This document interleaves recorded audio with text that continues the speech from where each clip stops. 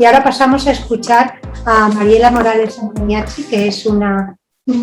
profesora, una doctora venezolana de la Universidad Andrés Bello, pero que tiene una formación de posgrado totalmente germánica. Ella es máster por la Universidad de Heidelberg y es doctora por la Universidad Goethe de Frankfurt. Pero lo que hace que trascendente la presencia de la profesora Mariela Morales hoy aquí es que ella, dentro del Instituto de Derecho Público para la Antonomasia en Latinoamérica, que es el Max Planck, como investigadora senior está acometiendo una investigación que dará mucho que hablar, porque es la investigación que se está haciendo en torno, el proyecto que se está llevando en torno al Ius Constituzionale Comune en América Latina.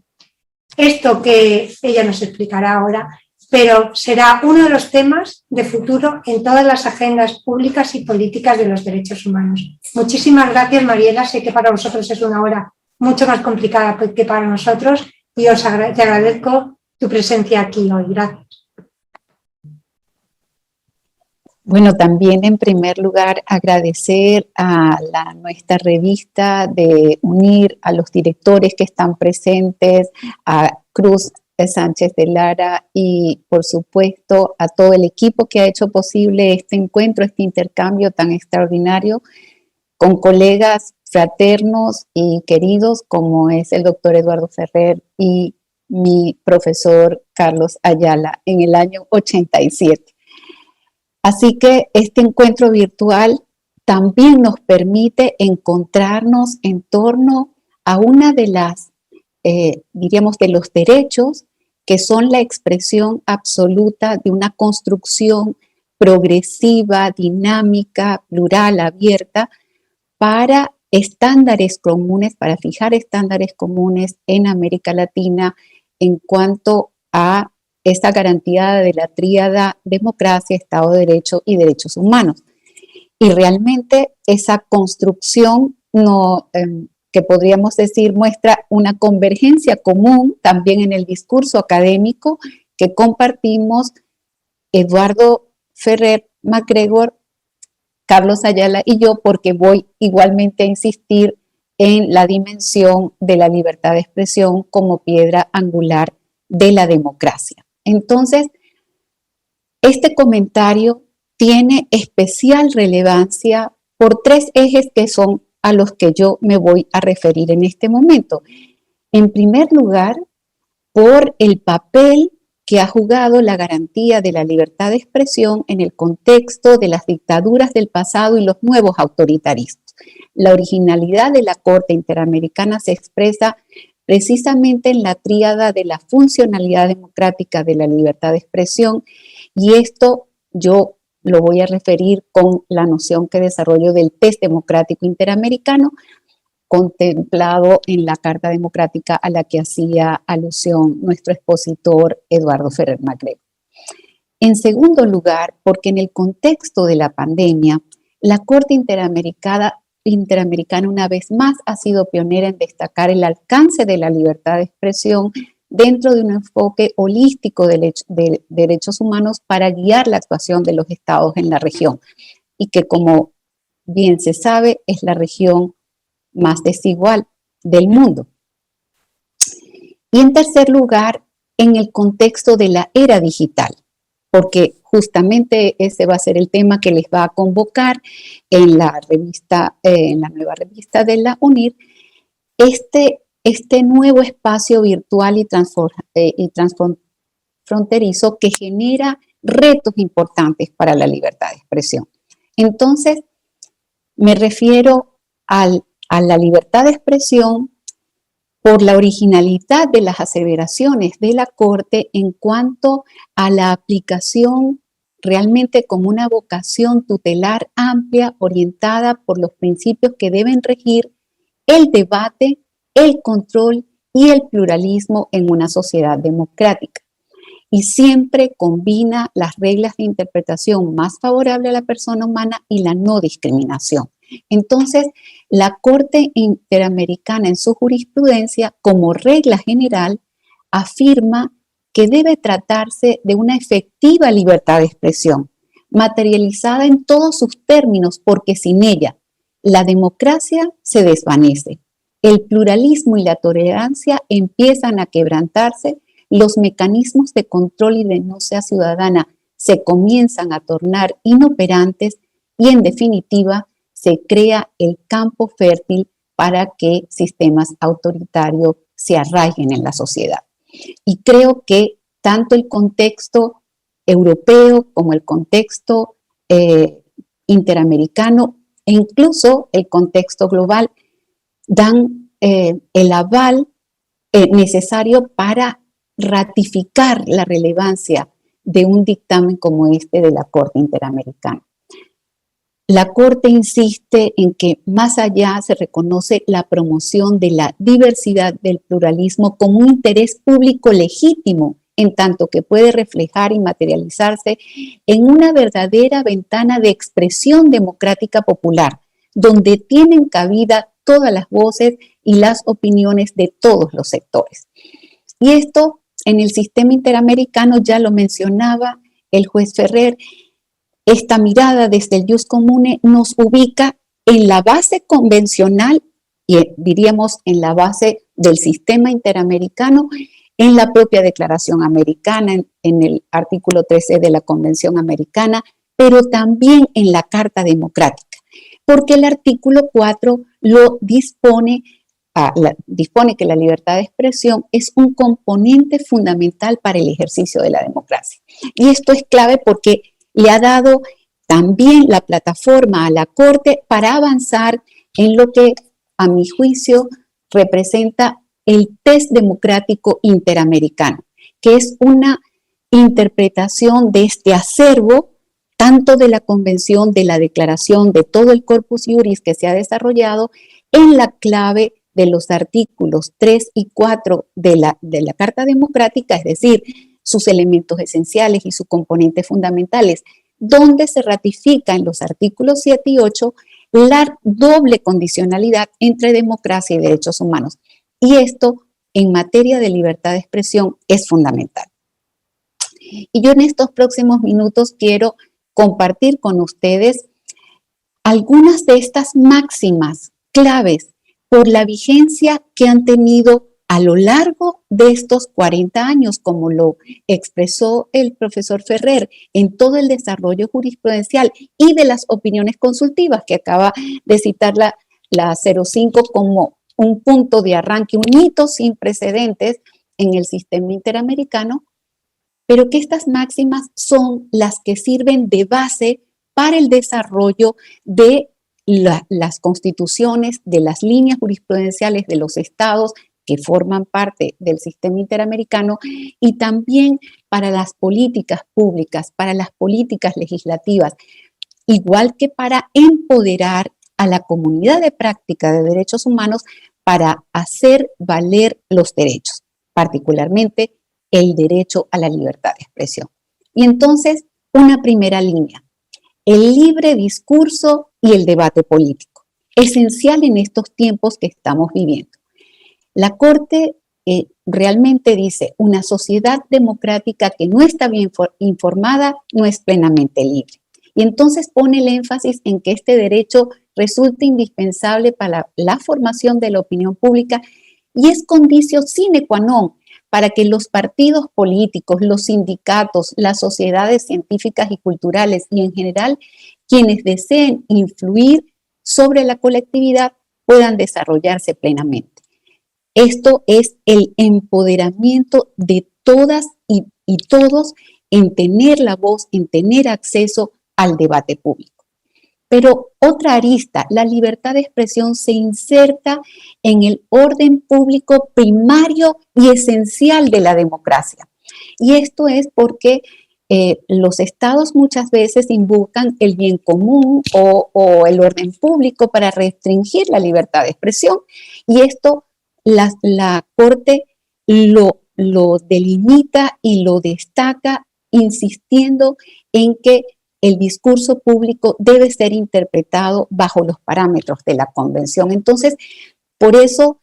Para la Corte, estas nociones de bien común o de orden público deben ceñirse a las justas exigencias de una sociedad democrática. Pero una tercera dimensión, el debate público incluye discursos no gratos. Y esto en esta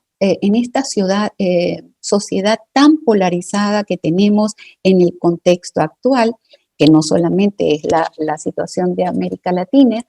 es importante realmente destacar que estos discursos ofensivos, chocantes o perturbadores también deben ser garantizados en una sociedad democrática. Y paso a la otra arista de esta dimensión que yo quiero destacar como la base del jus comune en materia de libertad de expresión, que tiene como fundamento los desarrollos de la Comisión y particularmente hoy estamos trabajando a la Corte Interamericana. El control ciudadano. Y todas y todos coincidirán conmigo en que hay dos máximas que destaca la jurisprudencia de la Corte y que fueron expuestas por el profesor Ferrer, donde se hace evidente esta pertinencia de la transparencia y fiscalización que van de la mano y eso es esencial en el control democrático, forma parte de esas actividades que fomentan los estados, la responsabilidad de los funcionarios como dos caras de una misma moneda, la transparencia y la fiscalización. Y de otro lado, la publicidad y la transparencia como deber, porque la Corte vincula el control con el deber del Estado de ajustar su actuación a los principios de publicidad y transparencia. Y ya lo mencionaba el profesor Ayala, justamente la relevancia que ha tenido para campañas políticas, para combatir la corrupción, que como todos bien sabemos, incluso se habla de la pandemia de la corrupción. Y paso a la tercera arista, el pluralismo. Porque cuando se revisan los estándares de la sociedad democrática en su justa dimensión, como la ha desarrollado la Corte Interamericana en su jurisprudencia, podríamos sostener algunas premisas que son válidas para España, para Europa, para América Latina y a nivel global. Las voces de la oposición resultan imprescindibles para una sociedad democrática, y si se sabrá esto en el contexto venezolano. El eco de la diversidad social se refleja en los discursos de los funcionarios públicos. Para la Corte, la actuación de los servidores públicos debe estar regida por la máxima prudencia, ya que en tanto funcionarios públicos tienen una posición de garante de los derechos fundamentales de las personas y por tanto sus declaraciones no los pueden desconocer. Y en la doctrina entonces por eso se argumenta que esto tiene fundamento en la necesidad de proteger los derechos y de impedir que sectores afines a un gobierno consideren que una declaración es una autorización implícita para llevar a cabo acciones en contra de los sectores de la oposición. La tercera premisa, la equidad para asegurar el pluralismo informativo. Y esto, como todos lo vemos en los medios y también en estos medios de la era digital, no resulta fácil en estos tiempos procurar lo que ha insistido la Corte en cuanto a asegurar condiciones estructurales que permitan esa equidad, que permitan la expresión en términos equitativos. El papel plural de los medios de comunicación, que hoy más que nunca juegan realmente un rol fundamental en la construcción de una sociedad democrática, y la responsabilidad en el ejercicio de su función social de los periodistas, que cuando emiten sus opiniones pues están conscientes de ese deber el derecho que tiene la sociedad a la información y el deber de buscar la información veraz. Esto va de la mano, y paso a la última vertiente de esta función de la Corte en su jurisprudencia en garantizar todas las dimensiones de la libertad de expresión como pilar esencial de la democracia, en la reparación que ha desarrollado la Corte Interamericana. Y esto porque da lugar precisamente a la interamericanización de los órdenes jurídicos nacionales. Como todos los europeos conocen, en el constitucionalismo europeo, los procesos de europeización de los órdenes nacionales han venido de la mano de la construcción de la Unión Europea. Pero para América Latina el proceso es a la inversa. Ocurre de la mano del sistema de derechos humanos y de la incorporación de los estándares del sistema interamericano en las constituciones, en las legislaciones, en las políticas públicas y en el discurso académico que acompaña estas transformaciones y en los impactos reales de esta jurisprudencia. Y cuando lo vemos con este lente, entonces nos permite identificar no solo las reformas de las constituciones, como el caso, el leading case de la última tentación de Cristo, sino también de distintas medidas que ha ordenado la Corte para que se cumplan las garantías de no repetición y para que se pueda realmente lograr la adecuación que está prevista en nuestra Convención Americana del artículo 1 y del artículo 2. Y allí vale la pena quizás mencionar que en esa dimensión la Corte ha ordenado reformas de los códigos penales para derogar el desacato, ha pedido modificar normativa interna, ha solicitado adoptar medidas necesarias para evitar las restricciones indebidas y las obstaculizaciones directas o indirectas al ejercicio de la libertad de buscar, recibir y difundir información, pero también ha pedido a los estados, ha ordenado la modificación de códigos de justicia militar porque no delimitan una conducta delictuosa, o ha resuelto ordenar al Estado las correcciones de las imprecisiones de sus ordenamientos jurídicos. Entonces, por eso, ustedes, todas y todos quienes están participando con nosotros en este diálogo, pueden notar la convergencia de la intervención del profesor Ferrer, del profesor Ayala y lo que yo pretendo destacarles en cuanto al impacto de la jurisprudencia de la Corte para una garantía amplia de la libertad de expresión. Y esto, sin duda, va también muy de la mano con el último punto que quiero abordar de la construcción del jus comune y tiene que ver con el acceso a la información. ¿Por qué tomo este ejemplo? Tomo este ejemplo por las acciones de los estados frente a la pandemia.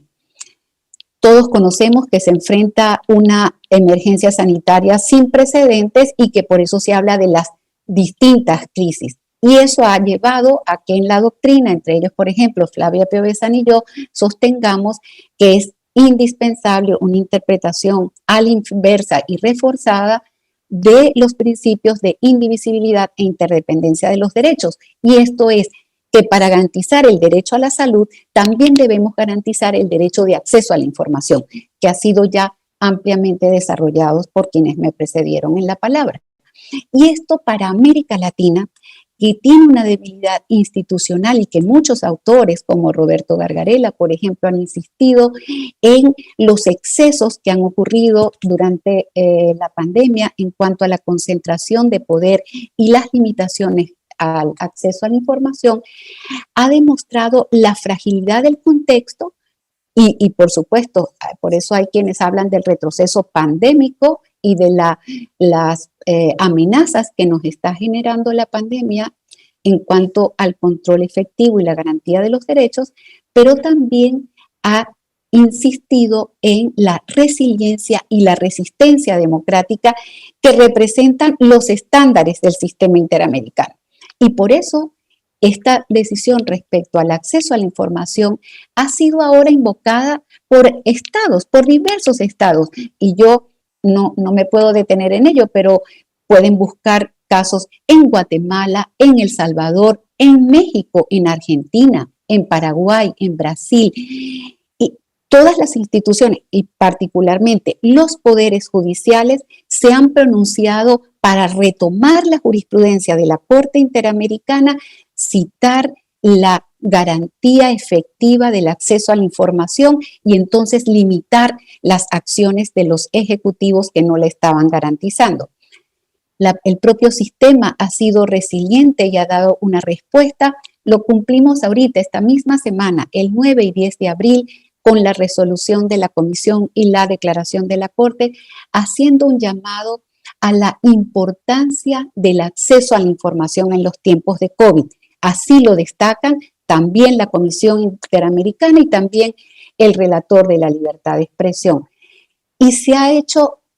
alusión a lo que es al final el marco de este seminario y tiene que ver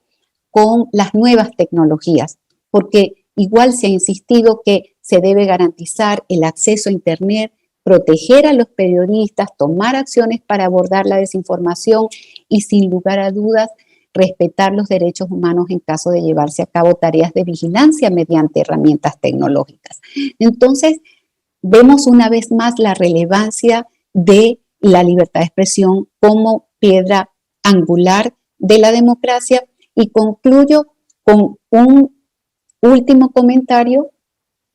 respecto a lo que tiene que ver con esta era digital. Y aquí solamente tenemos retos en América Latina, la brecha enorme que está comprobada, los peligros de esta huella de la brecha digital, de los peligros que tiene frente a la intimidad y la privacidad, frente a la desinformación. Y por eso es muy importante para los eventos futuros, y yo invito allí a Cruz para que lo tenga presente, los principios sobre libertad de expresión en Internet que mencionaba Eduardo Ferrer en la última lámina, porque dan lugar justamente al consenso hemisférico en cuanto a la importancia de un Internet libre, abierta e inclusiva. Y yo creo que como la pandemia le ha puesto el rostro de la desigualdad que tenemos en el mundo y dentro de nuestras regiones y dentro de nuestros propios países, este acceso universal, esta garantía de la inclusión, de poder precisar cómo se establecería la censura, también cómo evitar la discriminación y cómo garantizar que no se viole el derecho a la privacidad, son todas cuestiones que están abiertas al debate, que nos animan para continuar y que, por supuesto, ratifican esta iniciativa de la nueva revista como una iniciativa pionera, al igual que la jurisprudencia de la Corte, para abrir nuevos debates y para generar y formar conciencia sobre la resiliencia y la inclusión tan necesarias en estos tiempos frente a la pandemia